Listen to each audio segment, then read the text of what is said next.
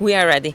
So, 5, 6, 7 poszło. This is the introduction we are always having at the podcast. Today with me is Samuel Fanflow. You are dancing for quite many years, and you are, I would describe you as a dancer of all styles. Is this correct? Yeah, I've been dancing like Latin dances for like 22 years, kind of. So you can call me dinosaur, it's fine. And yeah, I define myself as poly dancer because I dance a few dances. Yeah, and I love them all, and I try to get better at all of them. Sometimes it's hard, but like I try to, yeah. And the thing that you are most known, or I would assume that you would like to be most known, is the socials. Isn't it true? I mean, that's why I keep doing that after 22 years. So if people like connect me with that, I'm more than happy. Like, because that's what, like, for me, for example, when I started dancing, I was like, oh, but these people are in Kuala Lumpur and they dance in salsa and they share in the same language. Or in Poland, for example, first time I went to Poland, it was like, oh, they are doing a rueda. They are using the same words, using the same technique. Like, you know, like it was, for me, it was like, ah.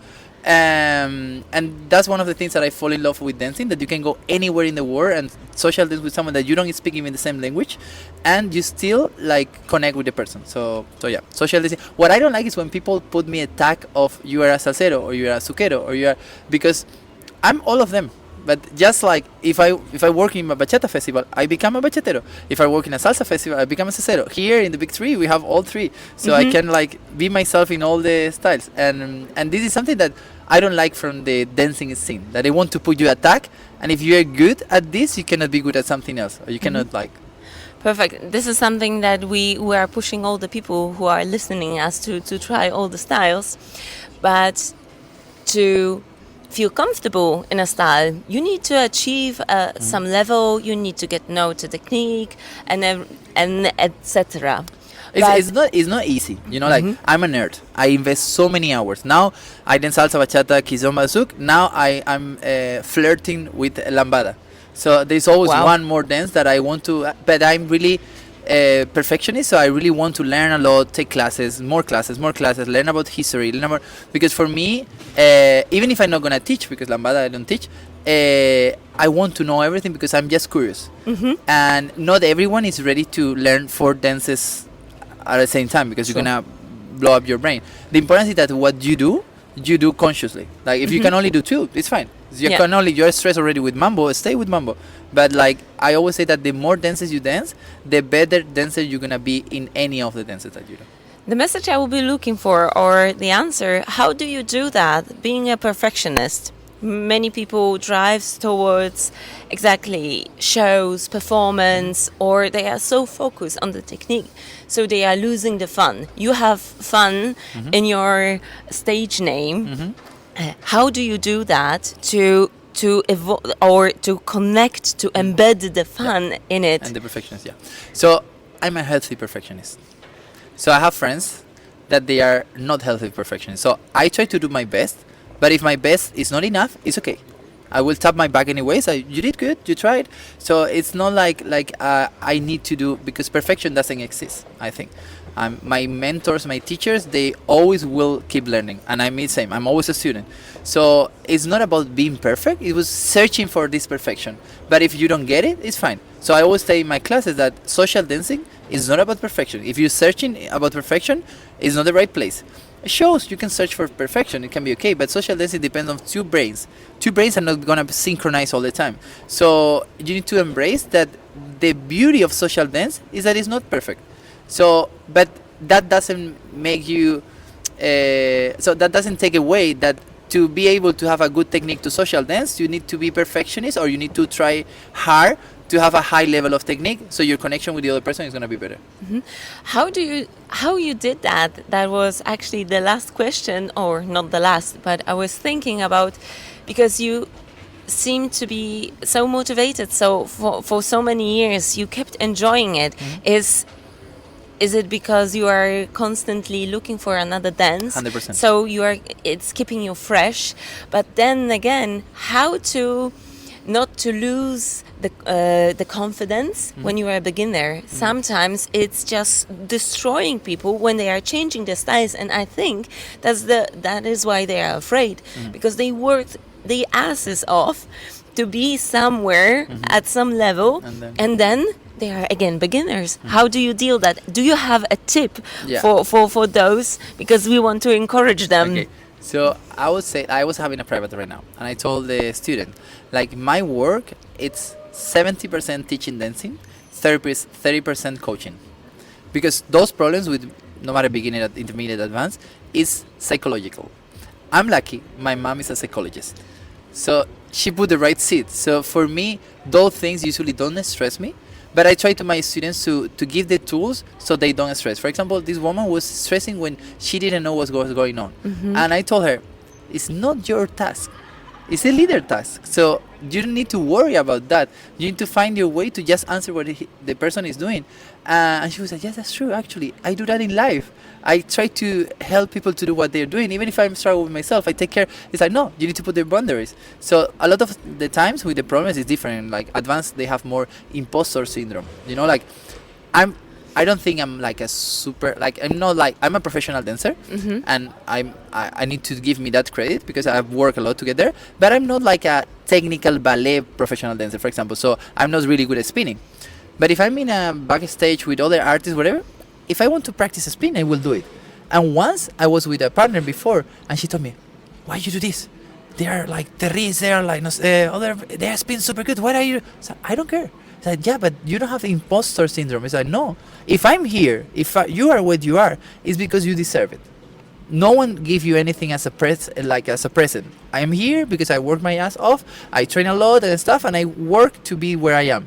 I'm not as good as they, of course, but that doesn't make me less thing. Like, you are where you need to be. So my message for the people is like, embrace what you have. So if you're there, you're there. It's fine. Like, just don't put you down so you feel that you're worse. Or don't try to compare yourself with the people that they are up there, because you're going to frustrate yourself. Try to compare yourself with yourself of last year or 2 years ago, and then you can see your evolution.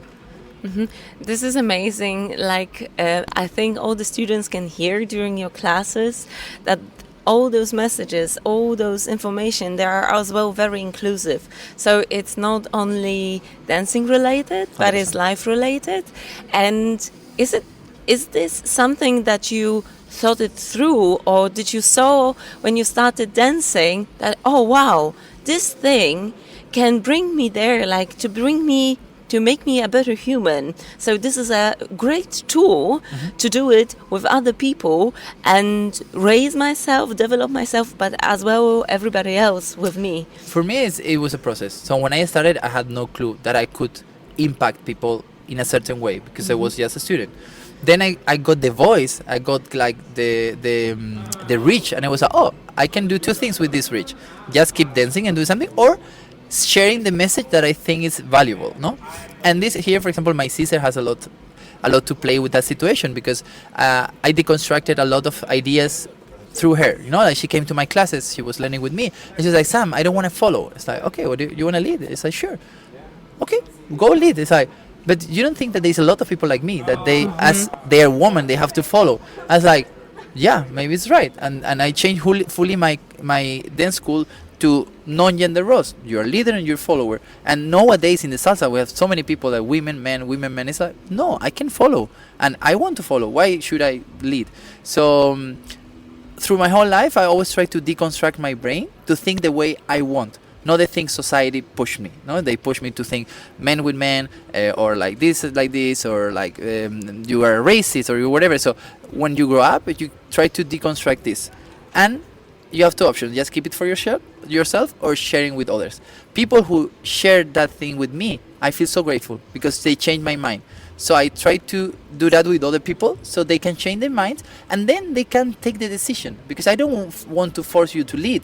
I just want you to understand that you can lead, that you have this option. Then you decide if you want to do it or you don't want to do it.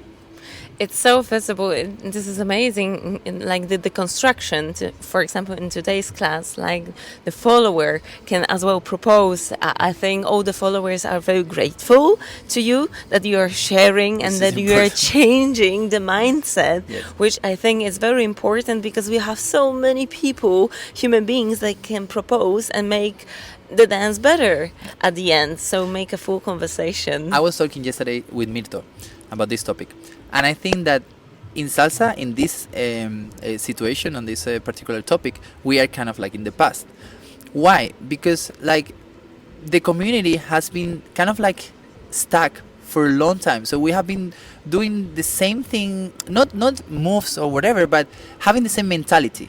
Because the new generation, it was really difficult to come in. Now we see more new generation, and we need to take this opportunity to push the evolution where we think it should be.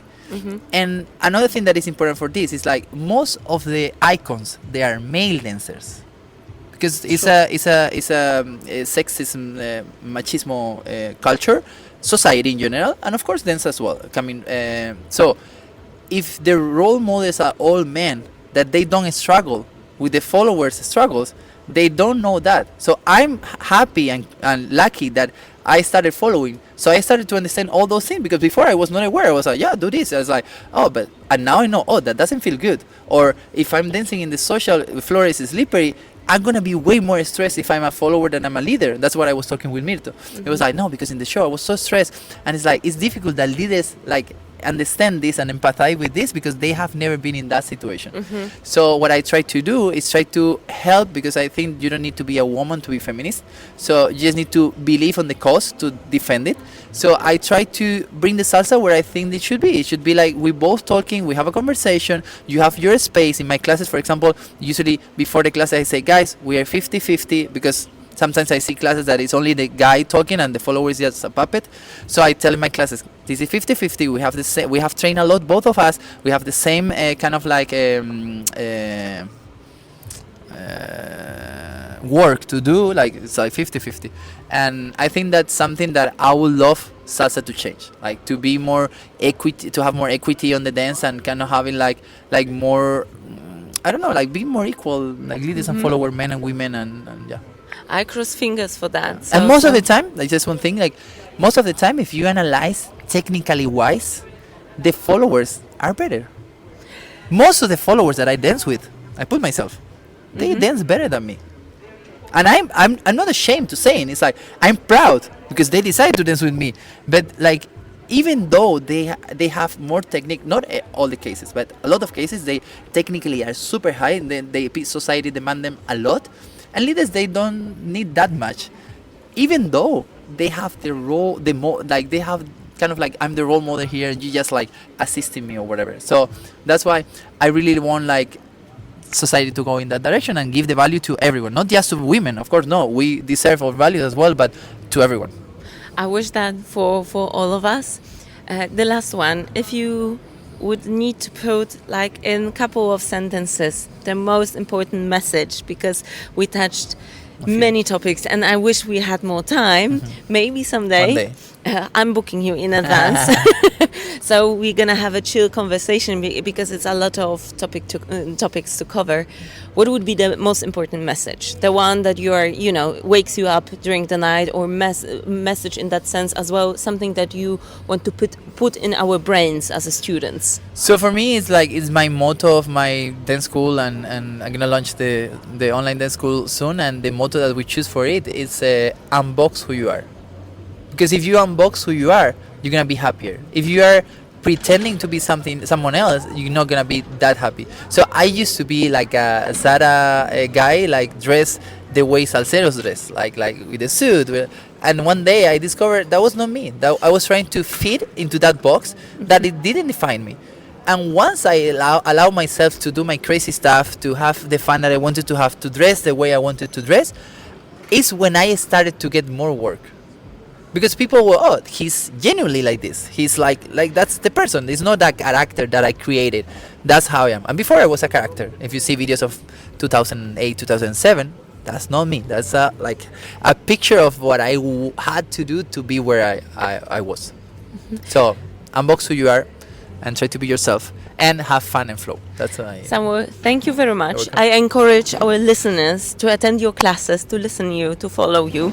We will Thank tag you, of course. Thank you. And I hope many of our students will see you in action, because it's a pleasure. Thank you very much. Thank you Dziękuję. so much. Gracias. Thank you. Bardzo dziękuję.